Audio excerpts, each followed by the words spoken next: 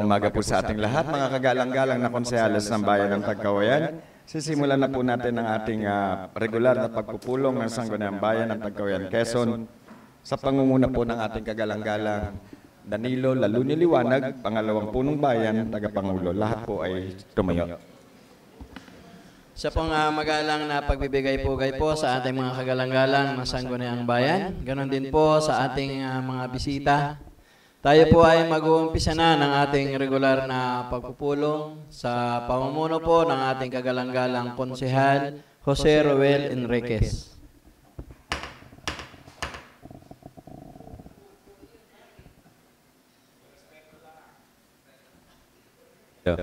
Maraming salamat po sa ating kagalang-galang na tagapangulo, Vice Mayor Danny Liwanag. Bago po natin simulan ng ating pagpupulong, tayo po muna ay manalangin. Sa ngala ng Ama, ng Anak, ng Espiritu Santo. Amen. Ama sa langit, dumating kami sa inyo ngayong araw na humihiling para sa inyong gabay, karunungan at presensya habang sinisimulan namin ang pulong na ito. Tulungan mo kaming maging makabuluhan ang pulong na ito. Maging daan kanawa namin upang magkaroon kami ng pagkakaisa para sa ikaunlad ng pamayanan. Punan mo po kami ng inyong biyaya, Panginoong Diyos, upang sa aming paggawa ng desisyon na maaaring makaapekto sa mamamayan. Makita namin na sa iyo nagmumula ang lahat ng kapangyarihang mamuno dito sa daigdig. Patuloy mong ipaalala sa amin na ang lahat ng ginagawa namin dito ngayon, ang lahat ng aming makakamit ay para sa pagtuklas ng katotohanan, para sa kabutihan na nakararami, para sa paglilingkod sa bayan at sa bansa, at para sa kaluwalhatian mo. Pagpalain mo kami, Panginoon. Hinihiling namin ito sa iyo sa pamamagitan ni Jesucristo, kasama ng Espiritu Santo magpasawalang hanggan. Amen. Dente Padre, Son, Dios, Espiritu. Ang pambansang awit ng Pilipinas, lupang hinirang.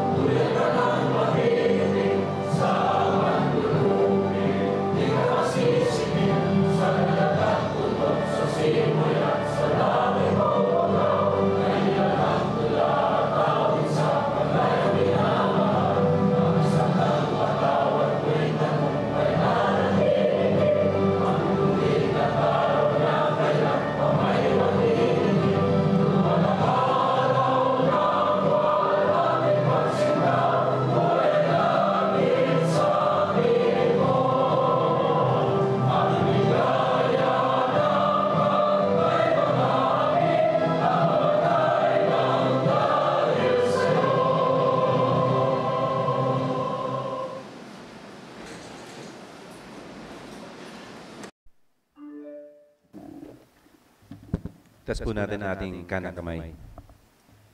The Councilor's Creed.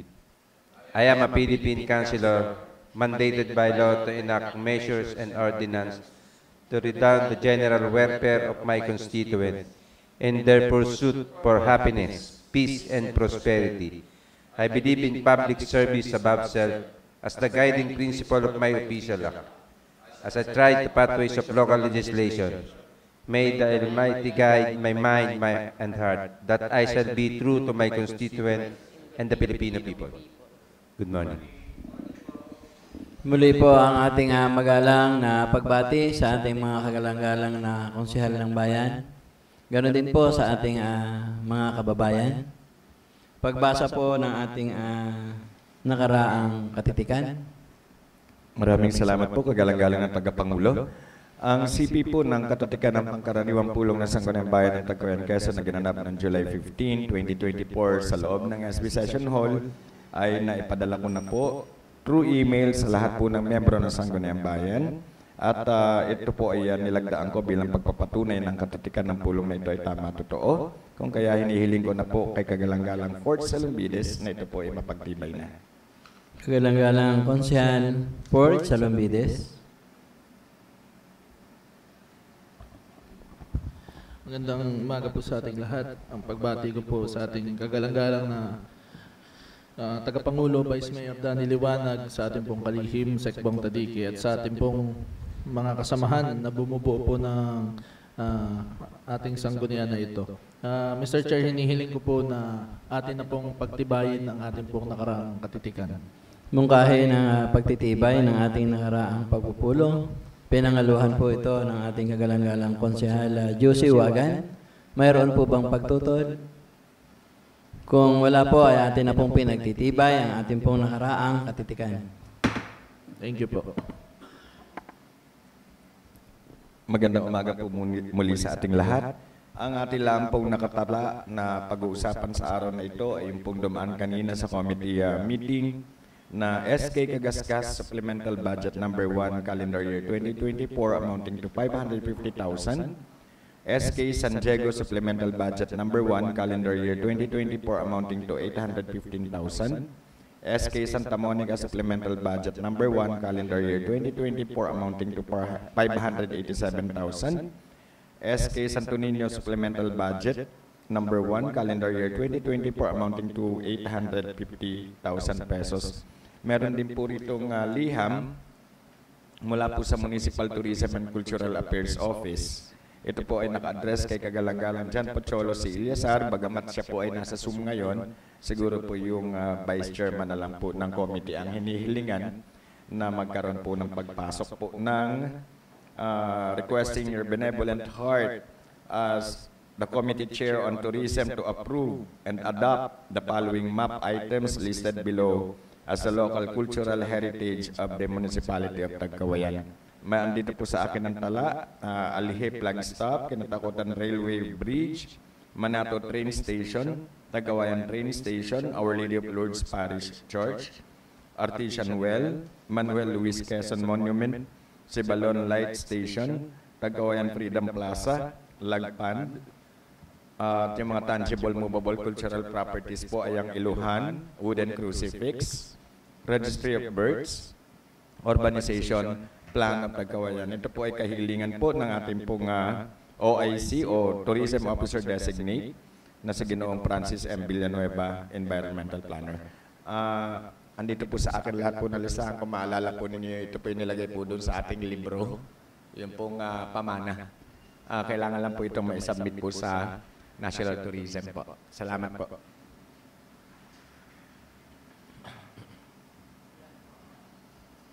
Kagalang-galang Konsehal Ribi Masangkay.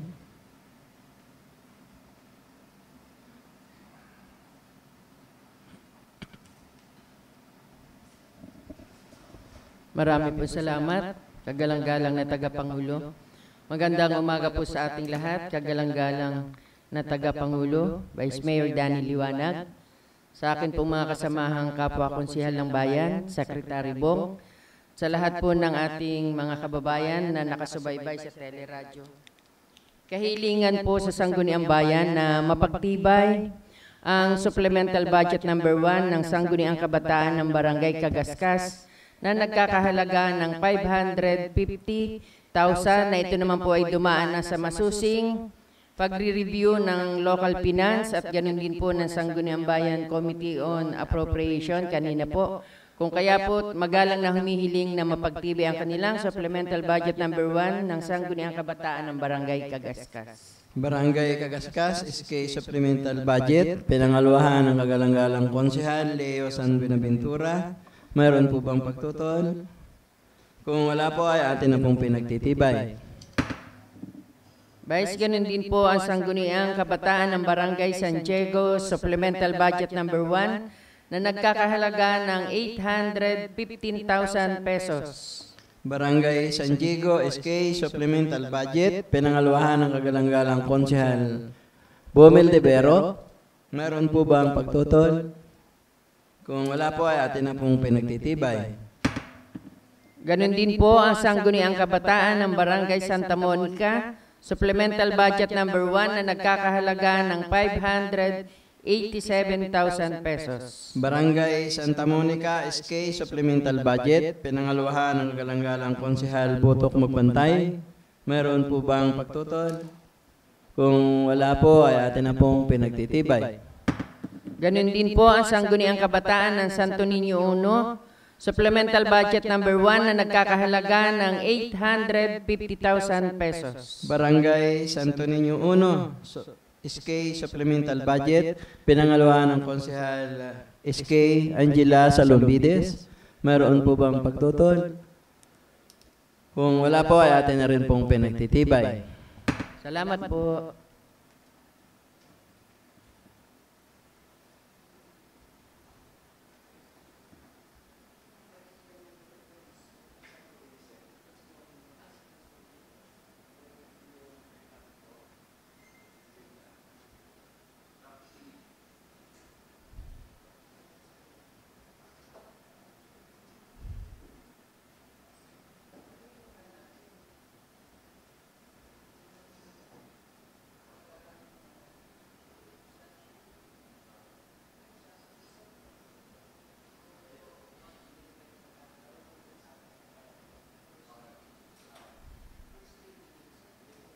Konsehal Bomel de Vero.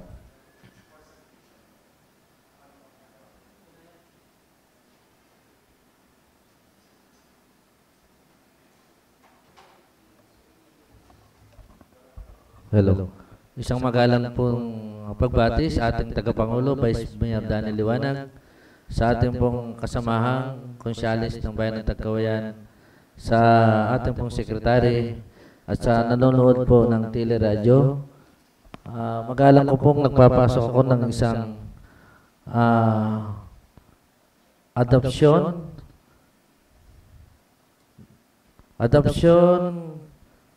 ng Cultural Heritage of Municipality of Tagkawayan.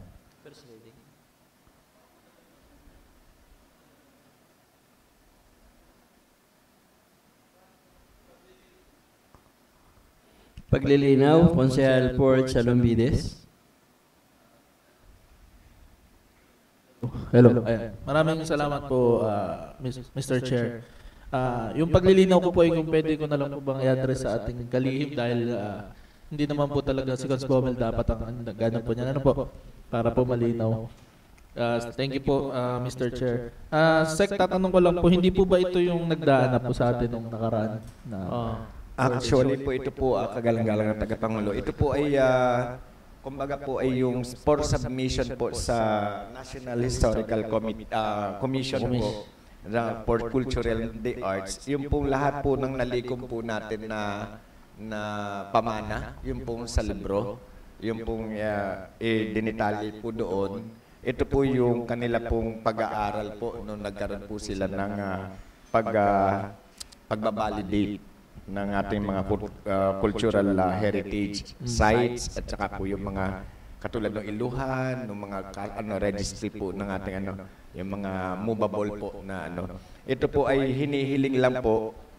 It was already approved, pero ito po ay yung adoption naman po na ito po yung talagang nakalagay doon for submission lang po sa kumbaga po compliance po sa submission po ng National Commission for Culture and Arts. Thank you. Pero ito po ba yung yung same nung inaprubahan natin nung nakaraan na yung pagpoprotect din po yun ng mga heritage sites na ordinansa Iba pa po yun, yung po sa parang, hindi naman po iba, pero magkahalintulan po, pero nasa under po ng environmental, po yata yun, committee.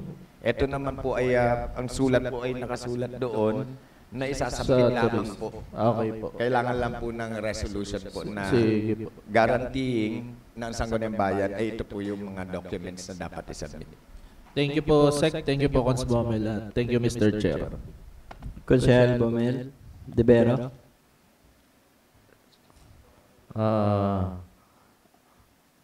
Adoption of the following map items listed below of the local cultural heritage of the municipality of Tagkawayan. Number 1, Alihi Flag Stop, Kinatukutan Railways Bridge, Manato Train Station, Tagkawayan Train Station, Our Lady of Lourdes Parish Church, Artificial Well, Manuel Allocation Monument, Sibalon Light Station, Tagkawayan Freedom Plaza, Lagpan. Adoption po ng ating nasabi mga pamana or cultural heritage. Since it was compliance and already approved with this honorable Sangguniang members, ang adoption po ay pinangalwahan ni Konsehala Josie Wagan. Meron po bang pagtutol? Kung wala po ay atin na pong pinagtitibay ang panukalang adopsyon ng ating nasabing pamana or cultural heritage for National Commission. Pinagtibay po ng walang tutol. Maraming pong salamat. Other matters, Konsehala Reby Masangkay. Ayun po, marami pong salamat sa pagkilala. Sapagkat ngayon po ay buwan ng July, tayo po, ang bawat tanggapan po ay naghahanda na ng budget para sa hahaliling taon. Ano po? At kung natatandaan niyo po mga kagalang-galang na kasama sa Sangguniang Bayan, ako po ay nag-akda ng isang kahilingan sa ating punong bayan na yung subsidy na ibinibigay po ng pamalambayan sa 45 barangay na sa kasalukuyan po ang subsidy natin sa bawat barangay ay 1,000 pesos. Ang atin pong ginawang kahilingan ay madagdagan na kung pwedeng magawa, kung hindi po ako nagkakamali ay 4,000 hanggang 5,000. Ang sa akin po ay kahilingan, baka po makalimutan at nagagawa na nga po ngayon, naghahanda na ng budget, ay kahilingan po na makasama sa priority na maging, kung hindi man po kaya ang 5,000 ay madagdagan po ang 1,000 na ibibigay na subsidy ng LGU sa 45 barangay. Yun lamang po, marami pong salamat. Kahilingan po. Resolution po para sa ating subsidy ng barangay na dating 1,000 ay magawang 4,000 hanggang 5,000 ay pinangaluhan po ng lahat ng Sangguniang Bayan nang walang tutol. Nagkaroon po ng pagpupulong mga kagalang-galang na konsehalos ng nakaraan. Nag-budget na po ang ating Sangguniang Bayan. Siguro alam yan nila Kuya Ralph. Maski po yung SSB, nag-budget na rin po. Ngayon, meron po lumabas po na budget circular na kung ilan po yung NTA mo, siyempre po, alisin po dun sa PS. Tapos meron po yung per office na budget. Ngayon po, ibabalik po sa atin sa katapusan. Ibabalik po sa atin. Ngayon, i-revise po yun based doon po sa allotted na ng NTA para po sa Sangguniang Bayan. So, hindi na po, most likely, hindi na po, hindi sasablay na hindi maaprubahan yung budget na yun o ma-slash pa dahil yun na nga po yung allocated para po sa Sangguniang Bayan.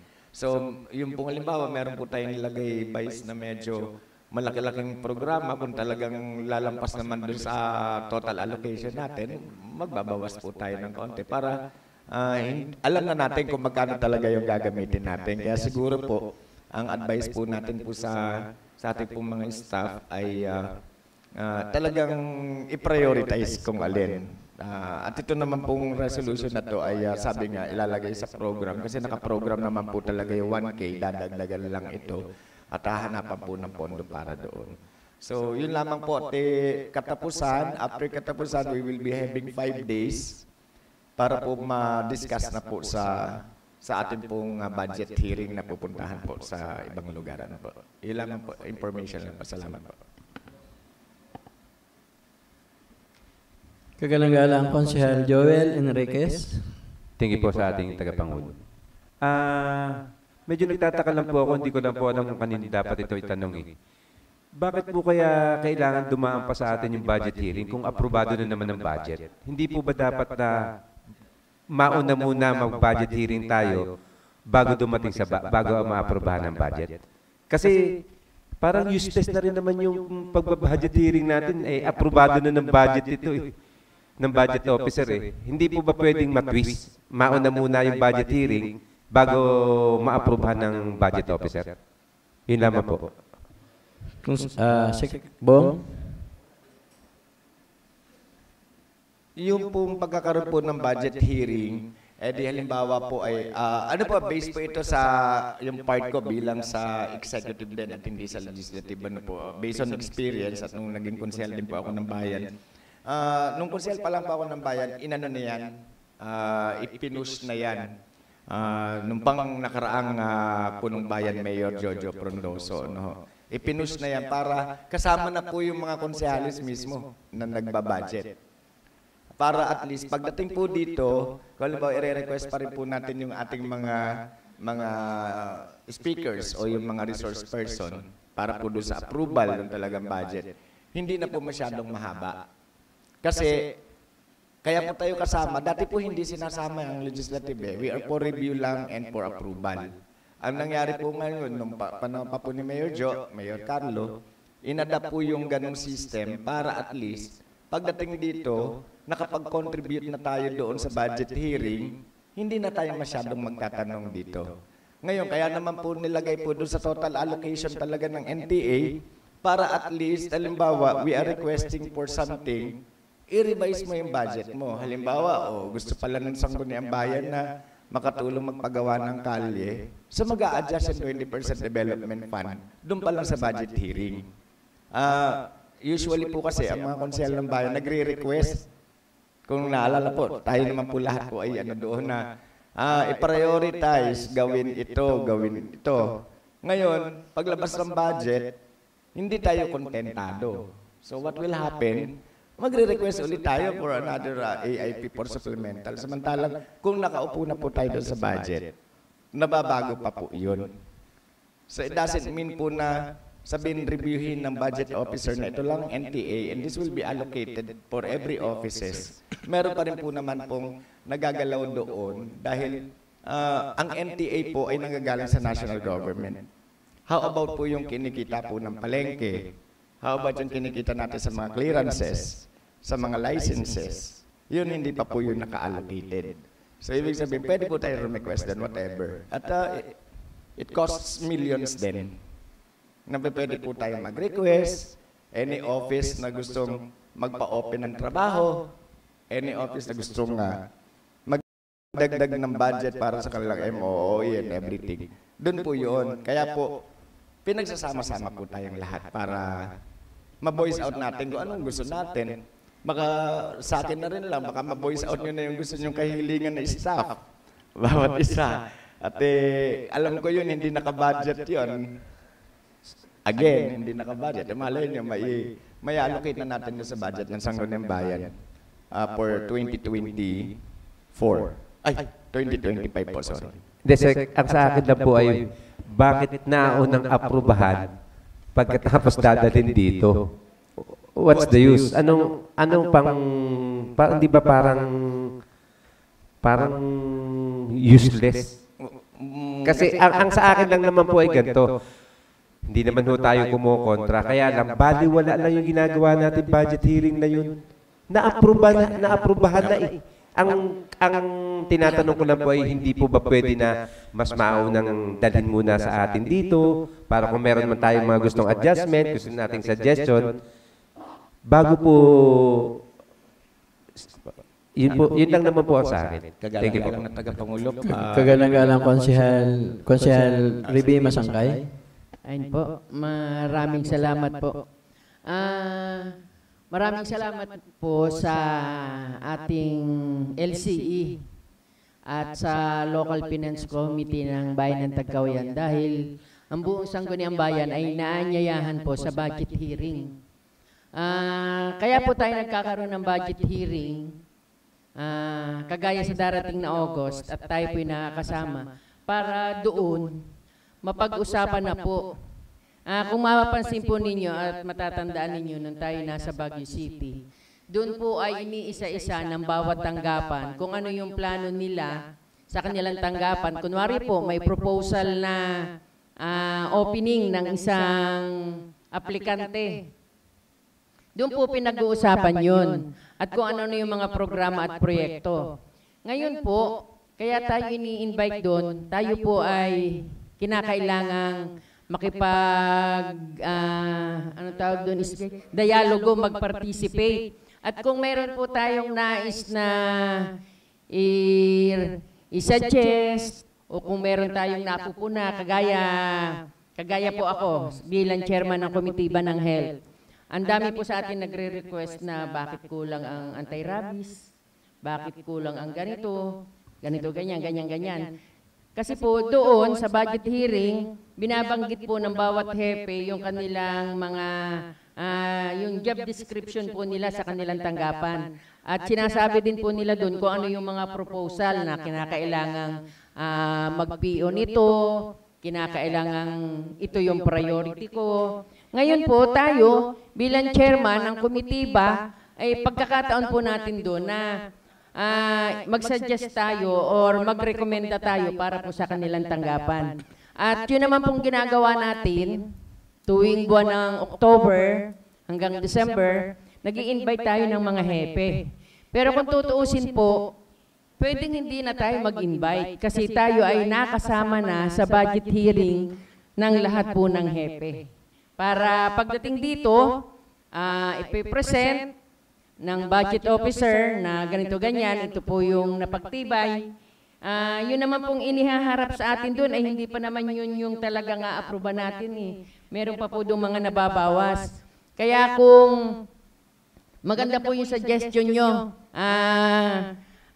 Honorable Presiding Officer, maganda po yung suggestion ng isa nating kasamahan na bakit kinakailangan pa pagdating dito ay mag-invite pa tayo, dapat ay approval na dahil na-approval na nila. Wala na rin naman po tayong magagawa, hindi na natin pwedeng bawasan, hindi na natin pwedeng dagdagan, as is na yun. Ang ginagawa na lang po natin ay nakikipagtalakayan tayo sa mga hepe ng bawat departamento. Kumbaga po, sa tingin ko, mas mayroon po tayong, hindi naman power eh, kapag may budget hearing, dahil doon masasabi natin na baka pwedeng bawasan yan at ito ang budgetan dahil yung mga kababayan natin, yung mga nakakausap natin ay may mga request na ganito sa atin. Sa tingin ko po yun yung ano natin, magandang masabi natin sa budget hearing. Maganda nga po na pag-usapan natin ngayon para alam natin kung ano yung ating gagawin sa susunod pong budget hearing. Marami po salamat. Kagalang-galang Konsehal Bomel de Vero.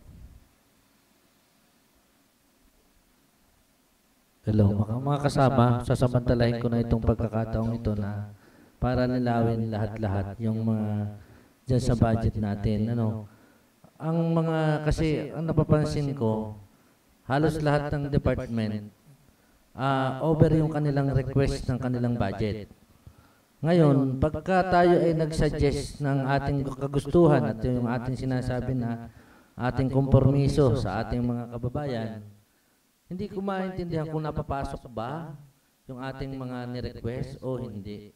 Kaya dapat pag pinatawag natin yung hepe, mga hepe, dapat malaman din natin kung nakasama ba o hindi. Kasi tatanungin sa atin ng ating mga kababayan kung yung mga request nila, yung mga priority nila ay nakasama. Kaya mahirap din, iniisip ko rin na dapat bang mauna yung sinasabi ni ko, kagalang-galang kung sa Joel o yung kagalang-galang Revie Masangkay. So, siguro, ngayon pa lamang ay di atin ang pag-usapan. Suggestion lang po, Mr. Chair. Kagalang-galang Konsehal Botok Magpantay.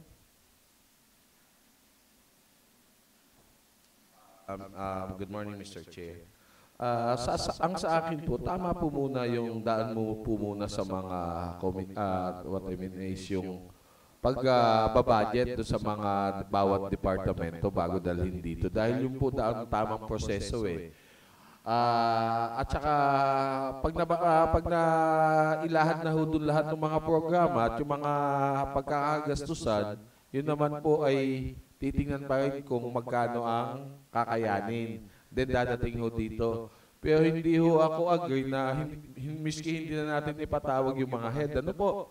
Lagi po na miski ho tayo naka-attend sa ating budget hearing, lagi pong dapat at ayun po ang sa tingin kong tama na ang lahat ng head ay kailangan mag-present sa plenary. Hindi ho doon sa budget hearing, although nandun na ho tayo, dapat ho nilang i-present dito para kung matanong man lang natin kung magkano yung naaprubahan at magkano yung hindi, kung alin sa mga programa. At yun ang sa tingin ko po na dapat, miski tayo kasama sa budget hearing, dapat ho isa-isa silang mag-present dito ng budget proposal. Yun lang ho sa akin, Mr. Chair. Kagalang-galang Konsehal Joel Enriquez. Maraming salamat po, Mr. Chair. Yung pong katulad po nung sa budget ng mga barangay, ang sinasabi, hindi ko po sinasabi yung budget ng local government. Ang sa akin po ay yung mga budget ng barangay, aprobado na ng budget officer, tapos dadalhin natin dito magbabudget hearing na wala nang tingin ko useless na kasi naaprubahan na ho dun eh. Nagtataka lang po ako na aprubahan na ng budget officer ang budget ng mga barangay. Tapos, magsese tayo ng budget hearing dito. Para ano po yun? Yun po yung sinasabi ko, hindi po ako nagsasabi ng tungkol sa budget ng mga department. Yun naman po. Konsehal Botok Magbantay.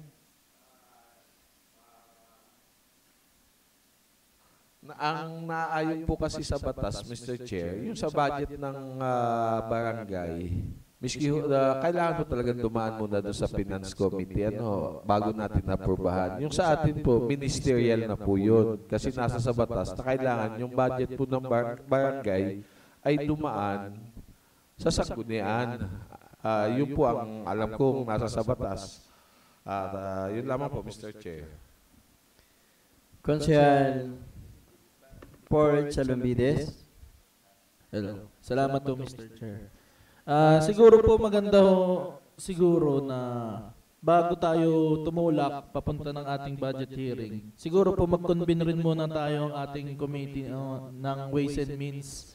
Para tulad nga po nung sinasabi po ni Konsehala Reby, yung meron ng mga nagre-request ng mga bakuna ng rabies dahil sa kakulangan, ay di at so sa pagpupulong natin, maihahayag ho natin yung mga pangangailangan base sa personal nilang naging lapit sa atin ng mga tao. Maihahayag ho natin at mapapagpulungan yung mga pangangailangan ng ating kababayan. Para at least so pag naandun na tayo sa mismong budget hearing, dahil tayo po ay sanggunian as a whole, ay di at least so maipipresenta natin yung atin naman pong side, ay di doon na po tayo makikipag-dialogo po sa mga hepe. Salamat po.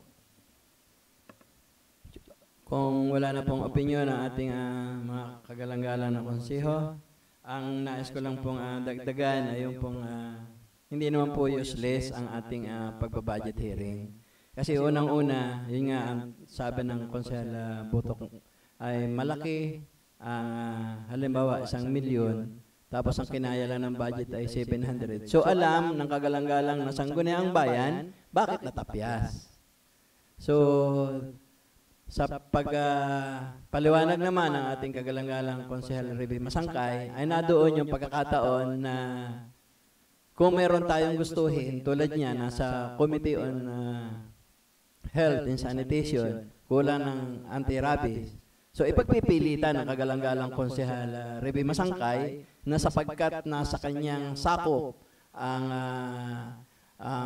konsensus ng pangkalusugan sa ating mamamayan ng Tagkawayan, ay ipipilit naman niya na ito ay madagdagan kung sobrang maliit at alisin doon ang mga hindi priority na malagay ng budget. At pagkatapos noon, sapagkat tayo ay nakakinig ng buong pagpapaliwanag ng lahat ng head of offices, tayo ay meron ng malawak na kaalaman, kaya pagdating dito, kaya siguro nasabi niya, kahit hindi na nga humarap.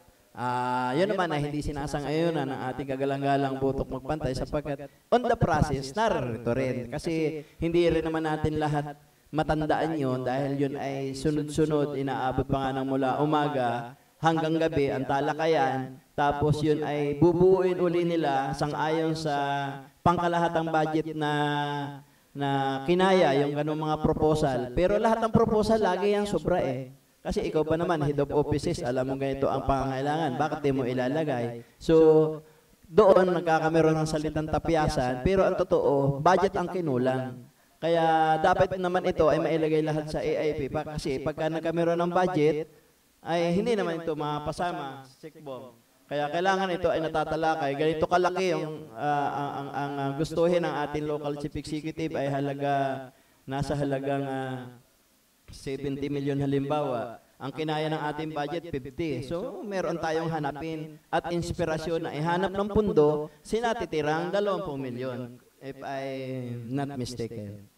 So, napakahalaga ng budget hearing, Konsehal, kagalang-galang Konsehal Joel Enriquez, and hindi ako napayag na useless. Isa pa doon sa barangay na iyong nabanggit, karapatan laang na mapagmasdan ng kagalang-galang ng sangguniang bayan, ang lahat ng gustong ipagawa o takdang gawain, maproyekto man o maprograma ang barangay, sapagkat tayo ay nasa sangguniang bayan. Hindi naman natin para baguhin, kung hindi para ipaalaala. Tulad halimbawa noong sinasabi nila, bakit walang budget sa barangay Tanod o barangay kung ano pa man. So yun ay katungkulan ng sangguniang bayan na ipaalaala sa ating mga katuwang na namumuno sa barangay. Kagalang-galang Konsehal Joel Enriquez. Thank you, Mr. Chair. Ang sa akin lang naman po ay pag na-aprobahan na po ang budget ng barangay, sa palagay ko po ay hindi kahit po anong suggestion sabihin natin, baliwala na rin po yun kasi aprobado na. Yun lang naman po yun sa akin. Hindi naman po ako against na kung anong ginawa, kung anong programa gusto nila. Tulad, meron lang, Mr. Chair, meron lang po ako napansin kanina nagpapa-approve ng budget. Correct me if I'm wrong. May 330,000 silang budget sa sports. Samantalang ang budget nila doon sa pagpapailaw nila ay 100,000 lang. Siguro po kung mas naunang magpa-approve sa atin yun, baka mas medyo in-advise natin sila na dapat ang i-prioritize yung pagpapaliwanag ng kanilang barangay kaysa dun sa 1 week basketball program lang.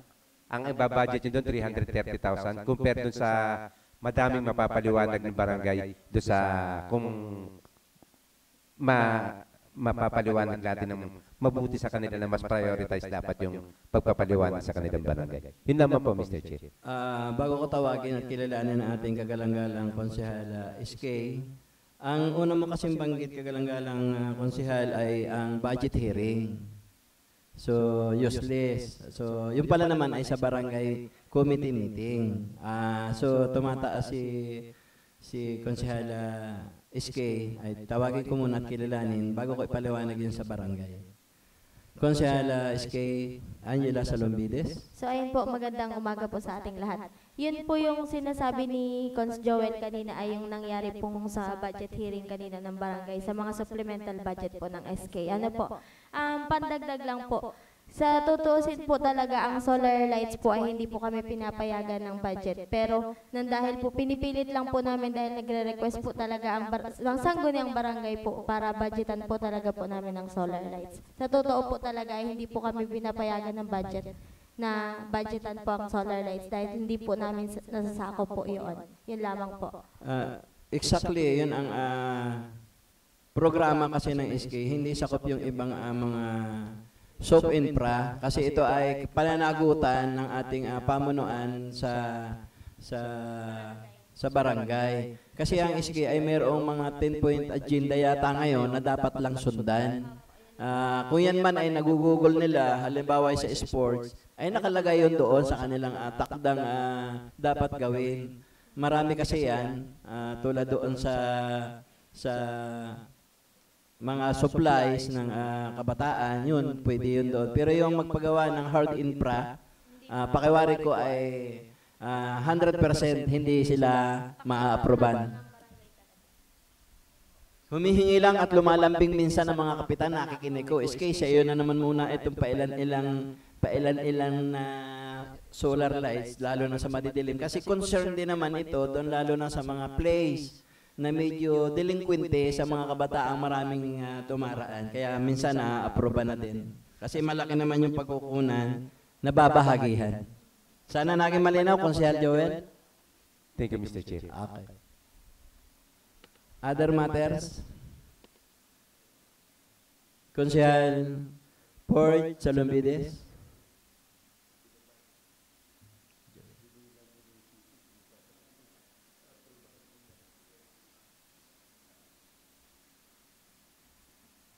Hello. Salamat po kagalang-galang na tagapangulo. Pwede ko po bang ma-request ang ating kalihim i-announce kung meron po tayong mga upcoming na announcement para sa mga committee meeting? Sa ano po, yung lang pong August pa, yung sa inyo po sa senior citizen. Tapos po ay, kung may sasabay po natin sana yung sa anti-rabies, sa mga ano na, itong tawag dito, Consel Bobet, itong barangay meeting na ng August, opo, para pang kalahatan na. Unang Webes po yun, unang Webes.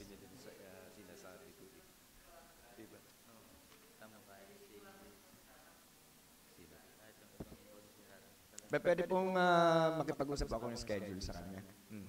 Ano po?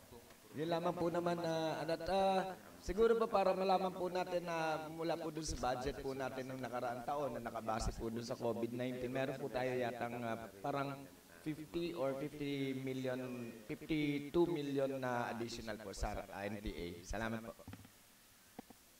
Hindi ko napansin si Konsehal Choi, may ano ba? Wala naman.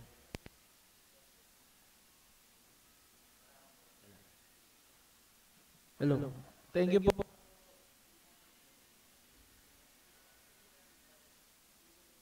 Hello. Thank you po, Ms.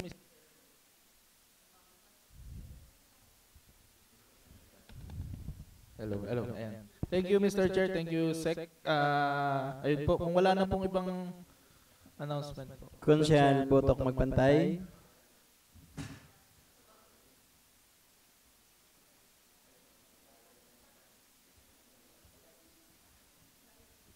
Mr. Chair, isang resolution po na nalalapit na naman po yung ating budget hearing. Ano po.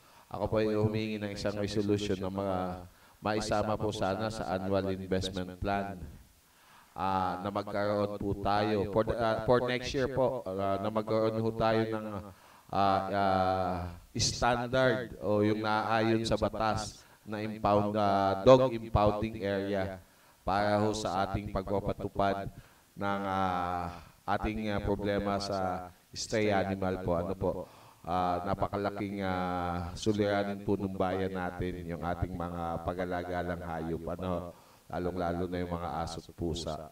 So hindi ho natin ma-implement yun hanggat wala ho tayong maayos na impounding area. Yun po, Mr. Chair.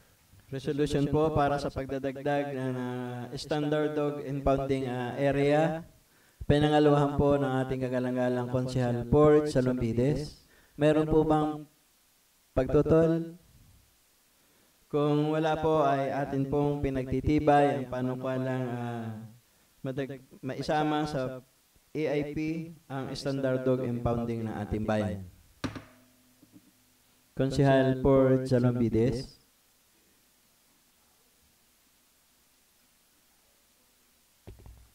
Salamat po, Mr. Chair. Karagdagan no dun sa resolution sa mungkahi ho ni Cons Botok, na nararapat na nga naman po talaga dahil dati ho'y nag-resolution din ako na matutukan na nga po yung mga stray animals, lalo yung aso. Ay sana po yung mapag-aralan din at kung maaari mapunduhan yung pagkakapon. Sana po yung maging proyekto ng ating municipal ng MAU na meron no sanang makapagkapon ng mga hayop. Dahil sabi ko nga po hanggat hindi po yan nauubos, talagang dadami at dadami po yan. Mauubos po yung resources natin lagi sa panghuli kung sakali. Kaya maganda po sana yung mapag-aralan din po, karagdagan po na yung pagkakapon. So, ayun po, anyway po, kung wala na pong mungkahi ang ating mga kasamahan, ay hinihiling ko po ang pagsasara ng ating regular na pagpupulong ngayong araw na ito.